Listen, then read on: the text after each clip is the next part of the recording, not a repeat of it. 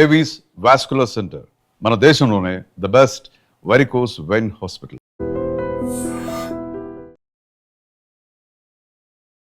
బెంగళూరులో జరిగినటువంటి ఇన్సిడెంట్, నా కూతురు పోయింది అని చెప్పుకునే దానికంటే కూడా ఆ ప్రాసెస్ ఏదైతే ఉందో, డెడ్ బాడీని క్రిమేషన్ కోసం తీసుకెళ్ళాలి అనుకున్నప్పుడు ప్రతి స్టేజ్లోనూ అవమానాలు, ప్రతి స్టేజ్లోనూ లంచాలు.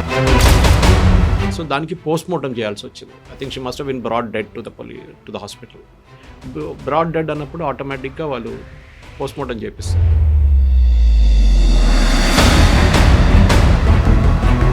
ఇది మన దగ్గర ఉన్న నార్మల్ లైఫ్ ఇండియాలో. ప్రతి చోట లంచం లేకుండా మనకు పని నడవదు. పుట్టుక నుంచి చావు దాకా, ఈవెన్ డెలివరీ అయినటువంటి బేబీని చూపించడానికి కూడా డబ్బులు అడుగుతారు కదా. అన్నిట్లో డబ్బులు ఎందుకు అడుగుతారు? Let us analyse the mental thing. అది ఎందుకు జరుగుతుందంటే,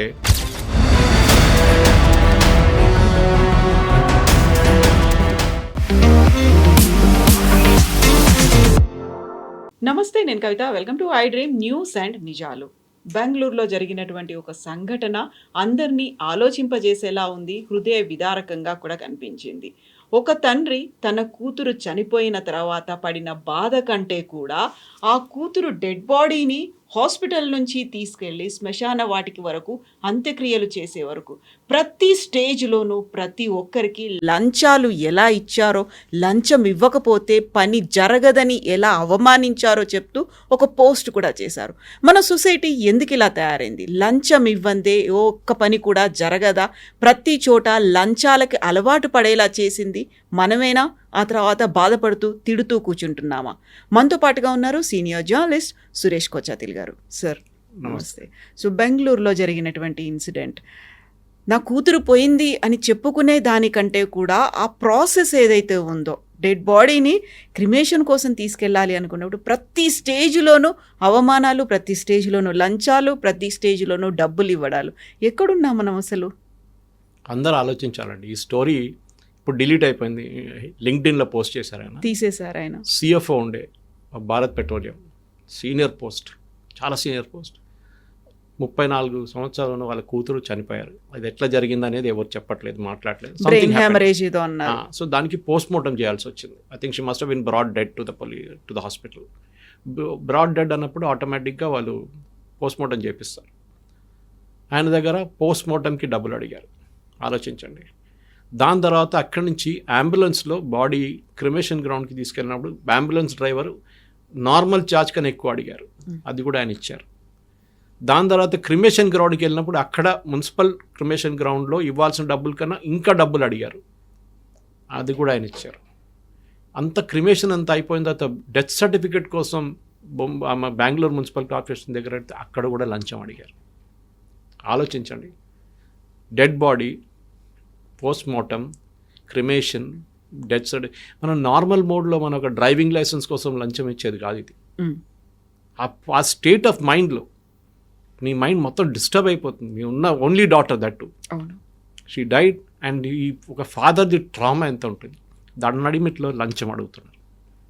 ఆ పోస్ట్ మొత్తం ఆల్ ఇండియా వైరల్ అయింది. చాలా మంది, not just all India, it went all over the world. చాలామంది అన్నారు ఇది మన దగ్గర ఉన్న నార్మల్ లైఫ్ ఇండియాలో. ప్రతి చోట లంచం లేకుండా మనకు పని నడవదు. నేను ఒక ఎగ్జాంపుల్ ఇస్తాను కవిత గారు. I also underwent it. మా కొలీగ్ ఒకరు 8 నెలల ముందు చనిపోయారు. ఈ use to stay in Shamirpet. చనిపోతే నాకు రాత్రి ఫోన్ వచ్చింది. The body was move to Gajwel hospital, government hospital. So పొద్దున్న 6 గంటలకు బయలుదేరి నేను ఫస్ట్ పోలీస్ స్టేషన్కి వెళ్ళాను, జినోమ్ వ్యాలీ. అక్కడ వెళ్ళి ఇట్లా ఇన్ఫామ్ చేశాను, ఇట్లా జరిగిందంటే వాళ్ళు చెప్పారు మాకు కూడా నోటిఫికేషన్ వచ్చింది, అది షామీర్పేట్ని తీసుకెళ్ళాం, ఆలియాబాద్ నుంచి అని. సరే అని చెప్పి ఏం చేయాలంటే వాళ్ళు కూర్చోబెట్టారు. దే వెరీ గుడ్, చాలా మంచి behaviour. I should really compliment the Cyberabad commissionerate, Genome Valley police స్టేషన్లో ఎంత బాగా బిహేవ్ చేశారంటే, బహుశా నన్ను టీవీలో చూసి దానికోసం ఉండొచ్చు, దట్ ఈజ్ అ మీడియా గై అని చెప్పేసి. అది కాకుండా కానీ ఐ డోంట్ థింక్, నాతో నాకు అడ్వకేట్ గారు ఉన్నారు, ఆ అబ్బాయి ఫ్రెండ్, మా ఇద్దరిని చూసి బహుశా మాట్లాడు. చాలా బాగా ఒక ట్రైనీ సబ్ ఇన్స్పెక్టర్ ఉన్నాడు, ఆయనే పాప మొత్తం రాసుకున్నాడు డీటెయిల్స్ అంతా, ఈ ఆధార్ కార్డు అది ఇది అన్ని డీటెయిల్స్ తీసుకున్న తర్వాత మేము ఒక ఆఫ్టర్నూన్ కాగానే we went to Gajwel government hospital. అక్కడే పోస్ట్ మార్టం చేయించాం. పోస్ట్ మార్టంలో అక్కడ బయటనే రాసింది కవిత గారు, డోంట్ పే ఎనీ మనీ.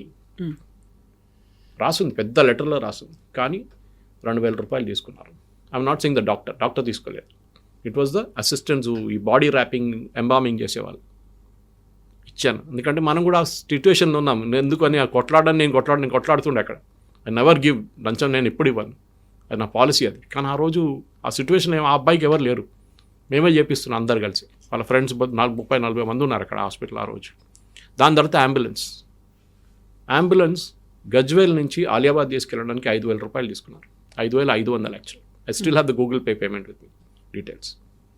ఎందుకండి ఇక్కడ ట్రాన్స్పోర్ట్ డిపార్ట్మెంట్ మీకు లైసెన్స్ ఇస్తున్నప్పుడు, లేకుంటే మీ బండికి ఒక సర్టిఫికేట్ ఇస్తున్నప్పుడు, లేకుంటే రిజిస్ట్రేషన్ ఇస్తున్నప్పుడు అంబులెన్స్ రేట్ ఛార్జ్ ఫిక్స్ చేయరు. అక్కడ రాసి పెట్టింది ఇంకోటి, అంబులెన్స్ సర్వీస్ ఇస్ ఫ్రీ. ఆలోచించండి, అంబులెన్స్ సర్వీస్ ఫ్రీ అంటే అక్కడి నుంచి ఫ్రీ అంబులెన్స్ ఎక్కడ కనిపించట్లేదు. నేను అడిగాను కూడా, వీళ్ళ ఫ్రెండ్స్ దగ్గర చెప్పాను, బాబు వెళ్ళి చూసిరాను. అక్కడ ఒక మాఫియా కంట్రోల్ చేస్తున్నారు. ఇది ప్రతి చోట్ల అంతే. మీరు గాంధీ హాస్పిటల్కి వెళ్ళండి, పేదలు వస్తారు అక్కడ, వాళ్ళని కూడా ఇట్లా టార్చర్ చేస్తారు. ఏం చేస్తున్నారు ఇక్కడ ఉన్న గవర్నమెంట్? మీరు ఒక రేటు పెట్టారా, పర్ కిలోమీటర్ ఎంత, మీకు ఆటోలో ఉంటుంది, అన్నిట్లో ఉంటుంది కదా, పర్ కిలోమీటర్ ఎంత. సరే, ఐ కెన్ అండర్స్టాండ్, ఖాళీ కొట్టి రావాలి. ఇప్పుడు సపోజ్ ఇక్కడ నుంచి మీరు చెవెల్లో వెళ్ళారనుకోండి, బాడీ తీసుకొని ఎవరైనా గాంధీ హాస్పిటల్ నుంచి, రిటర్న్ ఖాళీగా రావాలి. ఐ అండర్స్టాండ్, తీసుకోండి, నో ప్రాబ్లం, ఫ్రీగా అడగట్లేదు. కానీ ఒక రేటు ఉండాలి కదా, లేదు. మీరు గాంధీ హాస్పిటల్ పోస్ట్మార్టం కాడ వెళ్ళండి, అక్కడ కూడా సేమ్ ప్రాబ్లం. మా ఫ్రెండ్స్ ఇవాళ అది మాట్లాడుతున్నారు, ఇక్కడ వచ్చే ముందు అదే చెప్తారు, సురేష్ గారు సేమ్ స్టోరీ అండి. అన్ని ప్లేసెస్లో డబ్బులు లేకుండా, ఒక్క మాట, మీకు ఇన్ఫ్లుయెన్స్ ఉండాలి, లేకుంటే డబ్బులు ఉండాలి. ఒక సీనియర్ పోలీస్ ఆఫీసర్ ఉన్నాడు, ఆయనతోనే ఏదైనా జరిగిందంటే వాళ్ళ ఫ్యామిలీ అంటే ఫటాఫట్ చేసేస్తారు వాళ్ళు, వితౌట్ ఎనీ ప్రాబ్లం. పుట్టుక నుంచి చావు దాకా, ఈవెన్ డెలివరీ అయినటువంటి బేబీని చూపించడానికి కూడా డబ్బులు అడుగుతారు కదా. అన్నిట్లో డబ్బులు ఎందుకు అడుగుతారు? Let us analyse the mental thing. అది ఎందుకు జరుగుతుందంటే ఒక డినైల్ ఫ్యాక్టర్ ఇస్తారు. అంటే మీ ముందు కూర్చున్న మనిషి మీరు అడిగిన దానికి నో అని చెప్పచ్చు. నాకు డెత్ సర్టిఫికేట్ కావాలి సార్, ఇది ఉంది documents, cremation ground certificate, hospital death certificate అన్నీ పెట్టాం, ఆధార్ కార్డు అన్నీ ఇచ్చేసాం. ఆయన అప్పుడు కూడా అంటే నేను ఇవ్వను అంటాడు. ఏం చేస్తారు మీరు? That is the deny. మీరు ఆయన దగ్గర నుంచి ఆ రైట్ తీసేసేయండి. That you cannot do it. అన్ని ఆటోమేటెడ్ ప్రాసెస్. మీరు సబ్మిట్ చేయండి, సబ్మిట్ బటన్ కొట్టండి, స్కాన్ చేసి ఆటోమేటిక్ వాళ్ళ ఇంటికి ఒక ఎంక్వైరీ వస్తారు, మీకు డెత్ సర్టిఫికేట్ ఇచ్చేస్తారు. ఆన్లైన్లో ఎందుకు జరగట్లేదు? పాస్పోర్ట్ చూడండి, ఒక టైంలో పాస్పోర్ట్ తీసుకోవాలి, నాకు ఇప్పుడు కూడా గుర్తున్నా. ఫస్ట్ పాస్పోర్ట్ తీసుకున్నప్పుడు I think 1983 or 86 sorry, Prashanth theatre దగ్గర ఇప్పుడు కూడా ఉంది రీజనల్ పాస్పోర్ట్ ఆఫీస్. బయట టోకెన్ ఇస్తారు, టోకెన్ ఇప్పుడు కూడా ఉంది. టోకెన్ ఉండే అప్పుడు ఆ టైంలో కొంతమంది రాత్రి వచ్చి పడుకుంటారు అక్కడ టోకెన్ కోసం. ముందు పాస్పోర్ట్ ఆఫీస్ ఇంకో ప్లేస్లో ఉండే యాక్చువల్లీ, దాని తర్వాత ఇక్కడికి షిఫ్ట్ అయింది అది. సో అక్కడ కూడా టోకెన్ ఉండే నేను తీసుకున్నప్పుడు. ఈ టోకెన్ సిస్టంలో బ్లాక్ మార్కెట్ జరుగుతుండే. ఇప్పుడు నేను 10 మందిని లైన్లో పెట్టేస్తాను అక్కడ. దాని పక్కన క్లాక్ టవర్ ఉంది, మీకు తెలుసు. ఆ క్లాక్ టవర్ దగ్గర చాలామంది బ్లడ్ డొనేషన్, కిడ్నీ డొనేషన్ కోసం ఒక పెద్ద స్కామ్ ఉంది అక్కడ నిలబడి ఉంటారు, రాత్రి అంతా అక్కడ అనుకుంటారు వాళ్ళు. వాళ్ళు వచ్చి లైన్లో నిలబడతారు. పొద్దున వచ్చి నాదర్ సార్ టోకెన్ నెంబర్ 5 ఉంది, కావాలన్నా నాకు 500 రూపాయలు ఇవ్వండి. ఇది మనం ఏం చేసాం, దాన్ని మార్చేసాం. మోదీ గారు వచ్చింది దానికన్నా కొంచెం ముందు కూడా మనం government, even I think Narasimha Rao government తర్వాత మన్మోహన్ సింగ్ గవర్నమెంట్ కూడా క్రెడిట్ వాళ్ళకి, ఎవరైనా చేసినా వాళ్ళకి క్రెడిట్ ఇవ్వాలి యాక్చువల్లీ. పాస్పోర్ట్ సర్వీస్ కేంద్రాన్ని పెట్టి ఇప్పుడు బేగంపేటలో అక్కడ ఇక్కడ ఉన్న సిటీలో చాలా చోట్ల ఉన్నాయి. మనకి ఆన్లైన్ బుకింగ్ చేయాలి, స్లాట్ వస్తుంది, మనం అక్కడ వెళ్తాం, మన డాక్యుమెంట్ సబ్మిట్ చేస్తాం. ఫస్ట్, సెకండ్, థర్డ్, ఫోర్త్ కౌంటర్లో వెళ్ళిపోయి లాస్ట్లో we go to the regional passport officer ఆయన ఉంటాడు. అంటే ఆయన కాకుండా ఆయన డెప్యూటీ ఎవరో ఉంటారు అక్కడ. And he will either say yes or no, లేకుంటే ఏదైనా క్లారిఫికేషన్ అడుగుతారు. మీరు బయటికి రాగానే మీకు SMS వస్తుంది, దట్ ఒక చెక్కింగ్ రాబోతుంది ఇంటికని. నా కేసులో లక్ చూడండి, నా పాస్పోర్ట్ నా దగ్గర నుంచి పోయింది. So technically it the big problem. So నేను FIR రిజిస్టర్ చేశాను, పోయినప్పుడే రిజిస్టర్ చేశాను, వే బ్యాక్ ఇన్ 93. దాని తర్వాత అట్లనే పెట్టుకున్నాను, నేను నాకు పాస్పోర్ట్ కావాలి. తర్వాత సడన్గా నాకు బ్యాంకాక్ వెళ్ళడానికి పాస్పోర్ట్ కావాలంటే అక్కడ ఉద్యోగం వచ్చినప్పుడు ఐ హ్యాడ్ టు గో. నాకు 3 రోజులు వచ్చింది కవిత గారు. ఏది చేతి నుంచి పోయిన పాస్పోర్ట్కి రావాలంటే చాలా పెద్ద స్టోరీ, కానీ ఈజీగా ప్రాసెస్ సెట్ అయిపోయింది, ప్రాబ్లం లేకుండా. ఎందుకంటే దర్ ఇస్ ప్రాసెస్ సిస్టమ్స్ పెట్టారు అన్నిటికీ. మీరు లాస్ట్ పాస్పోర్ట్కి ఇంత ఫైన్, ఓకే, దాని తర్వాత మిగతా ఫీజు ఇంత అన్నీ చెప్పి బయటకు వచ్చేసాను. మీరు బిలీవ్ చేయరు, నాకు బయటకు SMS నెక్స్ట్ డే మార్నింగ్ మా ఇంటికి స్పెషల్ బ్రాంచ్ నుంచి ఒక ఇన్స్పెక్టర్ వచ్చారు ఇన్స్పెక్షన్కి. ఆయన వెళ్తూ బై నార్మల్ సెన్స్ నా బిహేవియర్ చూడండి, 500 రూపాయలు తీసి ఆయనకి ఇచ్చాను నేను. వద్దు సార్ అన్నారు. వద్దు సార్ అన్నాడు. ఆయన కూడా నాకు తెలియదు, నన్ను తెలిసిందో చేశాడో లేకుంటే మీడియా వాళ్ళగా తీసుకుంటే మళ్ళీ ప్రాబ్లం అవుతుంది అనుకున్నారు, కానీ వద్దు సార్ అని చెప్పేసి వెళ్ళిపోయాడు. ఆయన వెళ్ళిన తర్వాత 10 నిమిషాల్లో నాకు కాల్ వచ్చింది నా ఫోన్ మీద. సార్ మేము సైబరాబాద్ స్పెషల్ బ్రాంచ్ నుంచి మాట్లాడుతాం, మీ దగ్గర ఒక ఇన్స్పెక్టర్ ఇప్పుడు వచ్చిన ఆయనకి డబ్బులు ఇచ్చారా మీరు అని అడిగి, లేదు ఇవ్వలేదన్నా. థ్యాంక్ యూ సార్ అని ఫోన్ పెట్టేసిందాం. ఆలోచించండి, ట్రాకింగ్ నడుస్తుంది. We're denying that entire process అన్నమాట. ఇప్పుడు చూసుంటారు, మన నాకు ఏదో అక్యూస్ని ఇక్కడి నుంచి మహారాష్ట్రకి పంపించిన దానికి ఒక సబ్ ఇన్స్పెక్టర్ 2 లక్షల రూపాయలు తీసుకున్నాం. ఎందుకంటే వీళ్ళ పొలిటికల్ పోస్టింగ్స్ అట్లా ఉంటుంది. మీకు సైబరాబాద్ ఏరియాలో ఒక పోస్టింగ్ కావాలంటే లక్షలు ఇవ్వాలి మీరు ఇన్స్పెక్టర్గా. ఆ లక్షలు మీరు సంపాదించాలి కదా. మీరు అక్కడున్న 3 సంవత్సరాలు 2 సంవత్సరాలు ఆ లక్షలు సంపాదించాలి. హాట్ సీట్ అది హాట్ సీట్. ల్యాండ్ డిస్ప్యూట్లు, అది ఇది సివిల్ డిస్ప్యూట్స్లో వెళ్ళిపోతారు. I'm just talking of police. అందరూ చేయట్లేదు, అందరూ చేస్తున్నా చెప్పట్లేదు. దాంట్లో మంచి కష్టపడి పనిచేస్తున్న వాళ్ళు కూడా. ఇప్పుడు మీకు జునామ్ వ్యాలీ గురించి చెప్పాను చూడండి, చాలా ఆనెస్ట్గా పనిచేశారు వాళ్ళు, నా దగ్గర అట్లీస్ట్. ఆర్టీఏలో ఎక్కువ అవుతున్నాయి. వెరీ రీసెంట్ గా బస్ ఇన్సిడెంట్ చూసాం. ఆర్టీఏ ఇప్పుడు చూడండి, అక్కడ కూడా డినైబిలిటీ పెట్టచ్చు.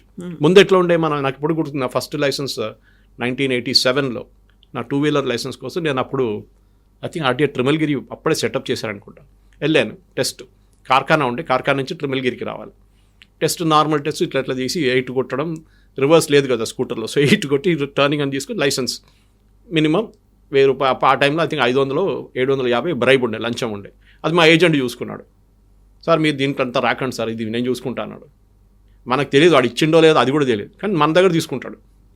ఇదంతా అయిన తర్వాత లైసెన్స్ వచ్చేస్తుంది మీకు, మీరు ఎట్లా కావాలంటే నడిపించుకుంటా, మీకు తెలుసు. పట్టుకుంటే మళ్ళీ ఆ టైంలో లంచంలో నడిచిపోతుంది, 50 రూపాయలు పోలీసు వాళ్ళకి ఇస్తే ఇట్స్. ఇప్పుడు లేదు, ఇప్పుడు అంతా ఆన్లైన్ అయిపోయింది కంప్లీట్గా.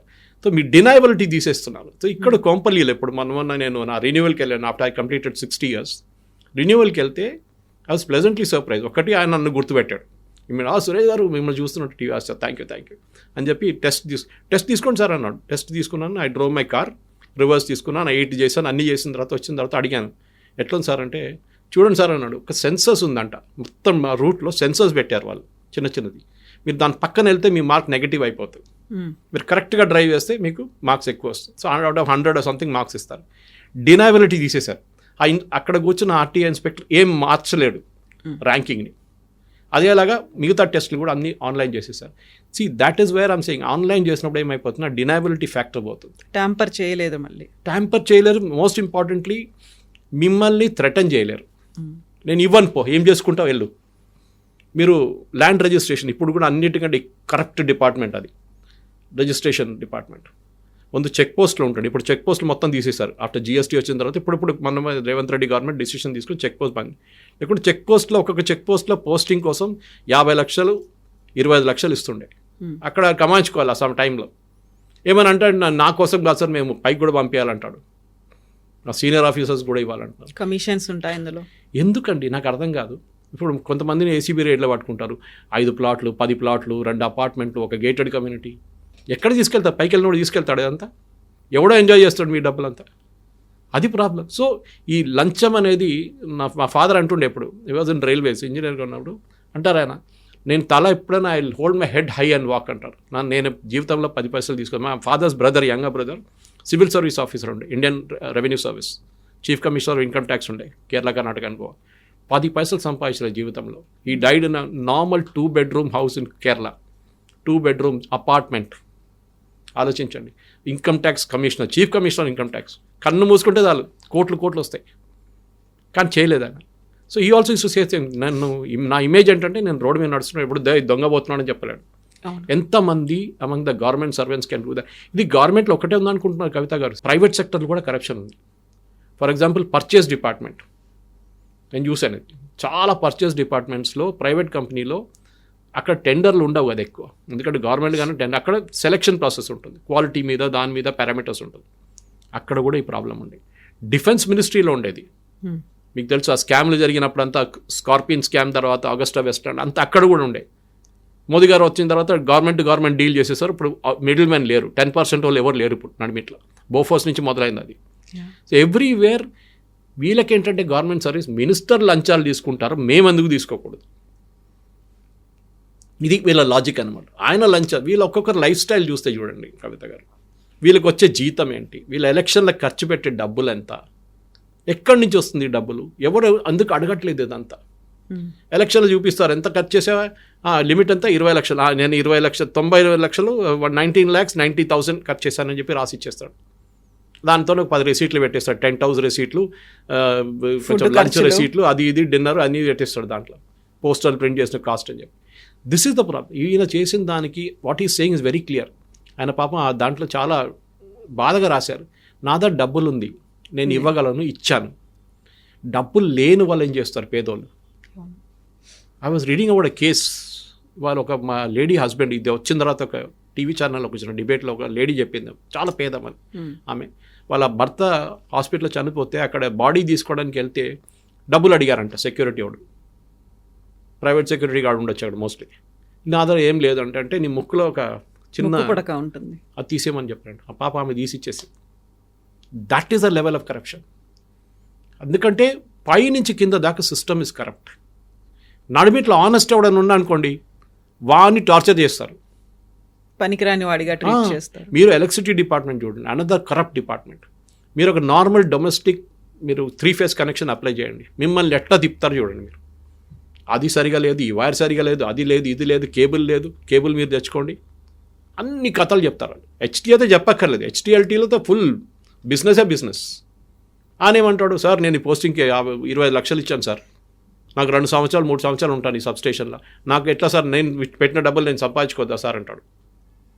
ఆ 25 లక్షల వరకు వెళ్ళింది up the ladder. So me entire system corrupt అయిపోయింది మీది. అది ఎవరు మోస్ట్లీ మిమ్మల్ని డినై పబ్లిక్ ఫేసింగ్ దాంట్లోనే ఈ ప్రాబ్లం వస్తుంది. మీరు అనుకుంటారు ఒకసారి సెక్రటేరియట్లో కూర్చున్న డబ్బులు తీసుకోరని, తీసుకుంటారు. ఫర్ ఎగ్జాంపుల్ స్కూల్కి ఎన్ఓసి ఇవ్వాల్సి వస్తుంది, ప్రైవేట్ స్కూల్ సెటప్ చేసుకుని ఎన్ఓసి ఇవ్వాలి. ఎన్ఓసి ఏంటి, గ్రౌండ్ ఉందా, ఎంత గ్రౌండ్ ఉంది, మీరు అపార్ట్మెంట్ ఎట్లా ఉంది, మీరు అపార్ట్మెంట్ తీసుకుంటే దాని సేఫ్టీ మెజర్స్ ఏముంది, దానికి ఒక ఎన్ఓసి ఇవ్వాల్సి వస్తుంది ఫస్ట్. వీళ్ళు ఏం చూడకుండా ఎన్ఓసి ఇస్తారు, డబ్బులు అక్కడ వచ్చి పడాలి సీనియర్ లెవెల్ నుంచి. ఐ నో చెప్పకూడదు కానీ I know IAS officers was taken money. కొంతమంది ఇప్పుడు లేరు సర్వీస్లో, దీనికి ఎన్ఓసి ఇష్యూ చేయడానికి స్కూల్స్కి డబ్బులు తీసుకున్నారు. అది this is level of corruption. మనం ఇప్పుడు అంటాం చూడండి, ఒక ఐఏఎస్ ఆఫీసర్ దగ్గర 2,000 కోట్లు దొరికింది, ఆ 200 కోట్లు దొరికింది. ఒక newly appointed topper IAS topper లంచం తీసుకుంటే పట్టుబడ్డాడు ఒడిశాలో ఎక్కడో. అక్రమాస్తులు అనేవి పెరిగిపోయాయి. నాకు అర్థం కాదు, ఇంత ఆస్తి తీసుకుని ఎక్కడికి వెళ్తా. I'm living in a normal 2-bedroom house, normal 2-bedroom apartment, A problem లేదు, 800 square feet. మాకు అంత పెద్ద ఇల్లు కావాలి, అది లేదు, ఏం లేదు. మన దగ్గర కూడా చాలామంది మీడియాలో I'm not saying are not corrupt, they are also corrupt. అక్కడ కూడా మనం ఆలోచించాలి, వాట్ ఆర్ వీ డూయింగ్, మన ఎథిక్స్ ఎక్కడ పోయింది అనేది. మనం వాళ్ళని తిట్టే ముందు మనం కూడా చూసుకోవాలి. ఎందుకంటే 1 finger పాయింట్ చేస్తే 3 fingers are pointing at you. మన వైపులో కూడా ఉన్నారు, బ్లాక్ షీప్ ఉన్నారు. కానీ దాంట్లో చాలామంది ఆనెస్ట్గా పనిచేసిన వాళ్ళు ఉన్నారు, ఎస్పెషల్లీ ద ఓల్డ్ జనరేషన్ చాలా ఆనెస్ట్గా పనిచేశారు. నేను ఇప్పుడు కూడా ఎంవి కామత్ గారిని కలిసినప్పుడు ఒకసారి మా డాటర్ కాలేజ్లో ఆయన, హీ వాజ్ అ ప్రిన్సిపల్ కాదు, he was a kind of mentor ఆ టైంలో మణిపాల్లో. ఎక్కడండి లెజెండ్, నార్మల్ చాలా సింపుల్ పర్సన్, ఖుష్వంత్ సింగ్. వీళ్ళందరినీ we just look up to them and say wow, నేను కూడా ఇట్లా ఉంటే ఎంత బాగుంటుండేది. సో డెఫినెట్గా మన ఈ జరిగిన ఇన్సిడెంట్ బెంగళూరులో మన లైఫ్లో కవిత గారు అందరికి ఒక వేకప్ కాల్. ఎందుకంటే దీనిలో మన తప్పు కూడా ఉంది. నేను చెప్పినట్ల పని జల్దీ చేయించుకోవాలంటే నేను లంచం ఇస్తాను, నేను లైన్లో నిలబడను, ఎవడు పోతాడు అక్కడ దాకా. మీరు అన్ని ప్లేస్, మీరు డిసిప్లిన్ ఎక్కడుంది చెప్పండి, మన దగ్గర ఎక్కడలేదు. ఫ్లైట్ ఆగంగానే అందరు నిలబడతారు, ఏదో ఫ్లైట్ వెళ్ళిపోతుందా, ఆ డోర్ కూడా తెరవలేదు ఇంకా. రైల్వే స్టేషన్కి వెళ్ళని చూడండి, అక్కడ డిసిప్లిన్ ఉండదు. మన లైఫ్లో డిసిప్లిన్ లేని చోట్ల మనం ఏం చేస్తాం, సీట్ కావాలంటే లంచం. ఇప్పుడు ఆ ఫెసిలిటీ లేదనుకో, ముందు పోర్టర్కి డబ్బులు ఇస్తుండే. I'm talking of the 80s and 90s. వాడు వెళ్ళి వాడు యార్డ్ నుంచి వస్తున్నప్పుడే ఒక బట్ట వేసి వాడు పెట్టేస్తాడు మీకోసం అక్కడ. అప్పుడు 50 రూపాయలు 100 రూపాయలు నడిచిపోతుందండి. ఇప్పుడు ఆ సిస్టమ్ పోయింది అనుకోండి. కానీ ఎవ్రీ ప్లేస్, నేను ఒకరిని తప్పు పట్టలేదు, అందరూ సిస్టంలో కరప్ట్ అయిపోయారు. ఎందుకంటే కరప్షన్ ఇవ్వడం ఒక్కటే కాదు, తీసుకున్నవాడు ఒక్కటే కాదు, ఇచ్చే మంచి కూడా తప్పే. దాట్ ఈస్ వై కొన్ని కేసెస్లో కరప్షన్ కేసు ఇచ్చోడని కూడా అట్టుకుంటారు ఏసీబీ లాంటి. కానీ ఎన్ని ఏసీబీ కేసెస్ ఫైనల్లీ ప్రాసిక్యూషన్కి వచ్చి అసెట్స్ని సీజ్ ఎంతమంది చేశారు, ఒక వైట్ పేపర్ రిలీజ్ చేయమని చెప్పండి గవర్నమెంట్ దగ్గర. తెలంగాణ గవర్నమెంట్ లాస్ట్ 10 సంవత్సరాల్లో 11-15 సంవత్సరాల్లో ఎన్ని కేసెస్ పట్టుకున్నారు ఏసీబీ, ఎన్ని ప్రాసిక్యూషన్ అయినాయి, దాంట్లో పట్టుకున్న అసెట్స్లో ఎంత సీజ్ చేశారు, ఎంత ఆక్షన్ చేశారు, ఇది చాలు మనకి. అక్కడిక్కడ రాసి పెడతారు విజిలెన్స్ అవేర్నెస్ వీక్. ఇప్పుడు చూసాను మన అన్ని సెంట్రల్ గవర్నమెంట్ ఎస్టాబ్లిష్మెంట్ వెళ్తే విజిలెన్స్ అవేర్నెస్ ఏంటది ఎవరికి తెలియదు. విజిలెన్స్ అంటే వాళ్ళ దాంట్లో లంచం తీసుకోవాలని పట్టుకోవడానికి ఉన్న మనుషులు. ఎందుకంటే వీక్లోనే ఉండాలనా, దాని తర్వాత లంచం తీసుకోకూడదా, దాని తర్వాత పట్టుకోకూడదు వాళ్ళని. This is the problem. మన సిస్టంలో it has become like that. నేను చెప్తా, మీరు చెప్పింది కరెక్టే, టిల్ బర్త్ టు డెత్ మనం ఒక లైఫ్కి యాక్సెప్ట్ చేసాం. లంచం మీద పార్ట్ ఆఫ్ అవర్ లైఫ్. అందుకు because this like what happened with him. ఒక డెత్ సర్టిఫికేట్ కావాలా, డబ్బులు ఇవ్వండి. బర్త్ సర్టిఫికేట్ కావాలా, డబ్బులు ఇవ్వండి. మీకు హాస్పిటల్లో ఇంకేమైనా పని చేయించండి, డబ్బులు ఇవ్వండి. అన్నిటికీ ఉన్నాయి. And every place in India, everywhere this has become a norm అన్నమాట. మీరు చూసాం లాలూ ప్రసాద్ యాదవ్ డబ్బులు తీసుకొని ల్యాండ్ తీసుకొని ఉద్యోగం ఇచ్చారు. అక్కడేమో మమతా బెనర్జీ గవర్నమెంట్ ఏమో 25,000 మందికి ఉద్యోగాలు లంచం తీసుకొని ఇచ్చారు. ఆ మొత్తం స్క్రాప్ చేసి పడేశారు సుప్రీంకోర్టు. సో ఇట్లాంటి ఎంతమంది సుప్రీంకోర్టు దాకా వెళ్తారు? This is the problem. మనం ఆలోచించాలి. మనం కూడా ఇన్నర్ కాన్షియన్స్ ఉండాలి మనకి. మనం ఇంకోనికి ఆడు లంచం తీసుకుంటాడు అని చెప్పే ముందు మీరేం చేస్తున్నారు? మీరు కూడా you are equally guilty in that.